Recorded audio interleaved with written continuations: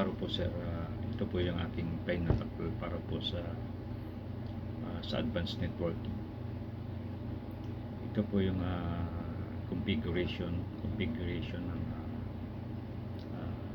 wide area network. Ito po sir yung aking network switch at aking router.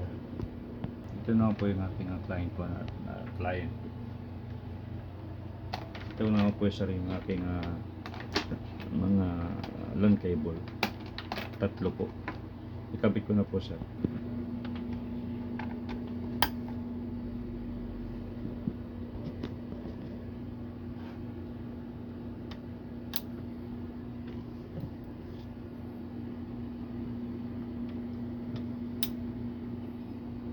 Ito po sa client number 2.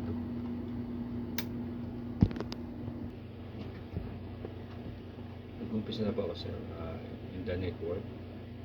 Right click and then properties. Change advanced sharing. Turn on po ang network discovery. Turn on din po ang island printer sharing. Turn off naman po ang password protected sharing. And then change. Dito na po sa change adapter setting. Click. Properties. Internet protocol version po. Double click. Naka-obtain na ang IP address po automatically. Ibig sabihin po, wala na pong babaguhin dito. And then, okay lang po.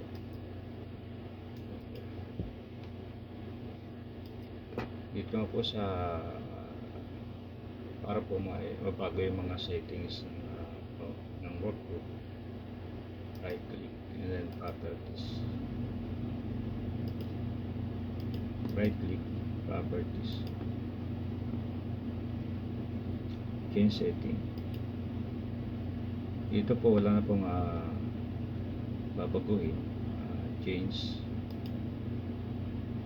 At ang computer niyo po ay client 1. Client 0. Dito po sa workgroup computer,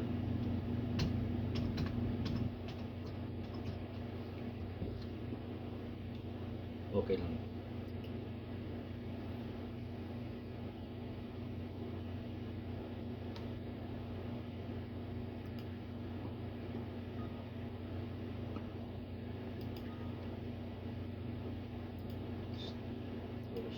Restart.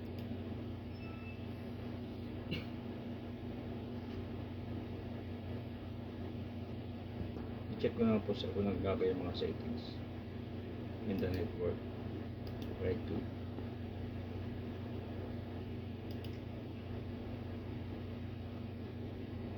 Naka-turn on pa din po siya.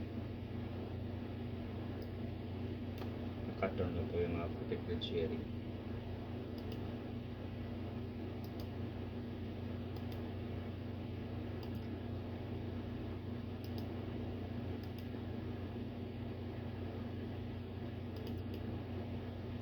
Naka-obtain an IP address po automatically. Ibig ko sabihin, ang router na po ang bibigay ng IP address at subnet na mask at default gateway po.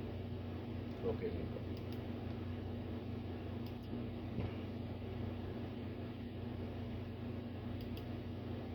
Yan na computer group properties.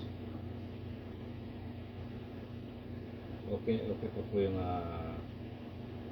computer name at yung workgroup.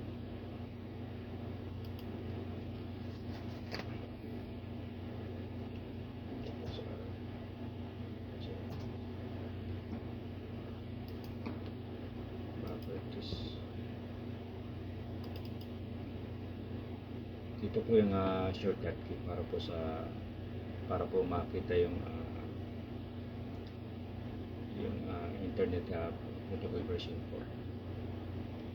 4. automatically IP address yan. Ibig sabihin po naka-dynamic.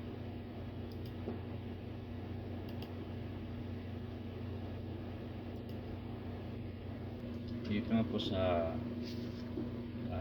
computer number 2, client number 2.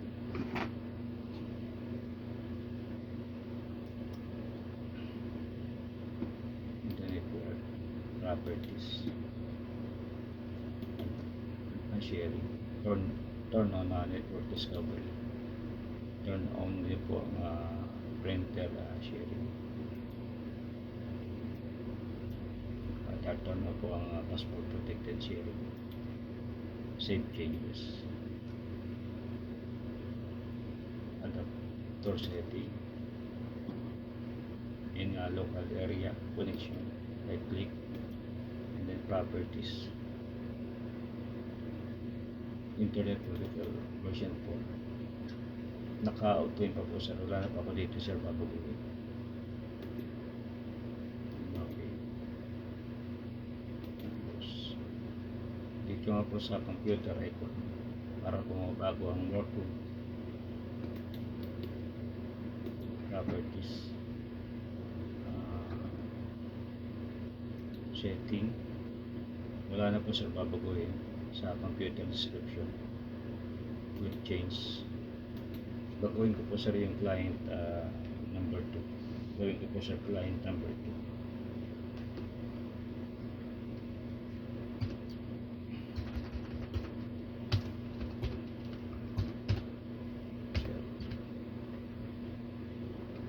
At gagawin ko po mga computer.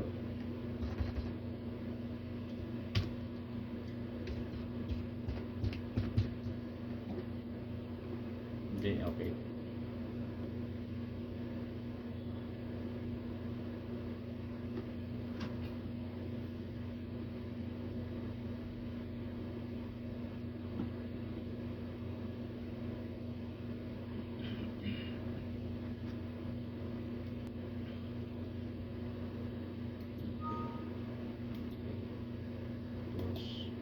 Restart.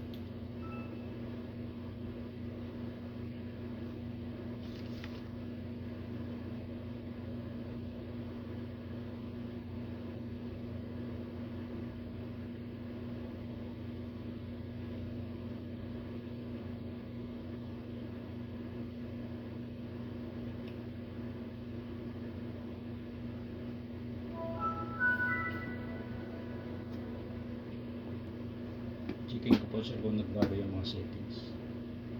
And network icon, right click and then properties.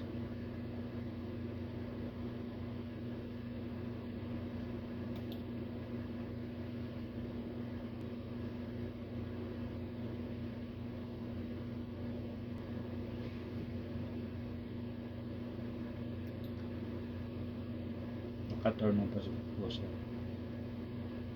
Naka-turn on din po yung file and printer sharing. At naka-turn on po yung passport protected sharing. Ito na po sa computer icon.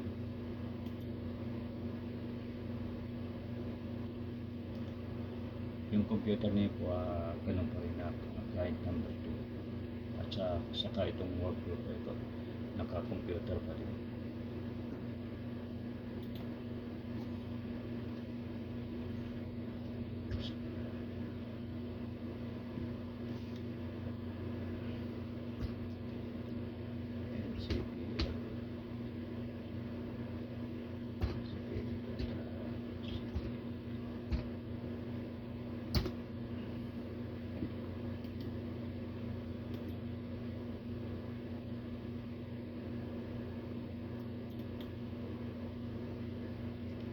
Naka-obtain ang IP address pa po. Ibig sabihin po ang router na po ang mag-assign ng IP address.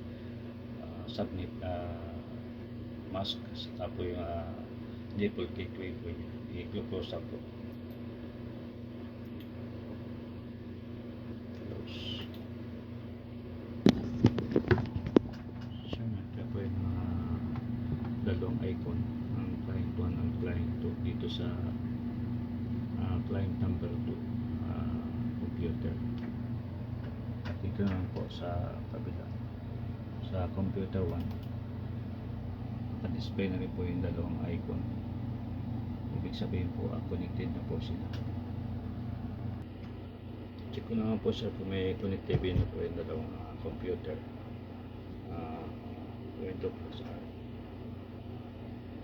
type send and then echo IP.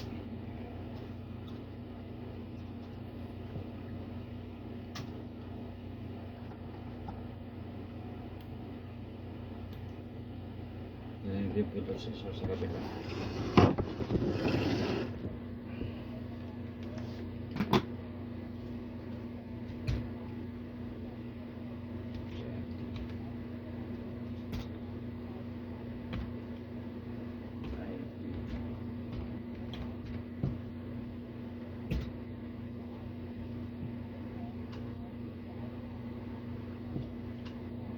Dito na po sa computer ng loob. Dito po yung connectivity yung dalawa.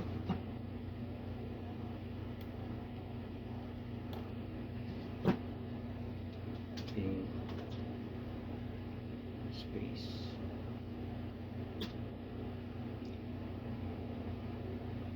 192.68.0 that 1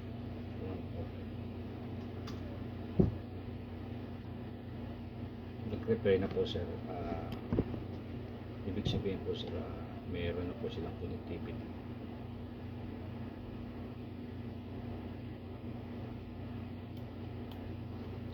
Dito na po siya sa computer.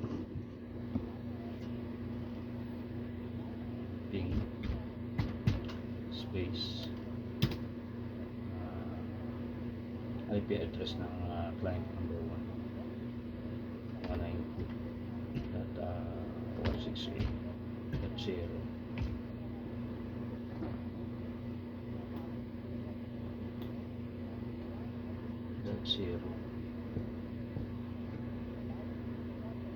data 103. Okay na po sir, integrate na po sila sa isa't isa.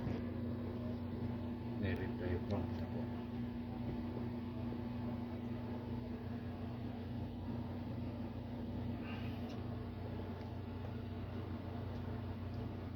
Okay po sir, maraming salamat po. Yan po yung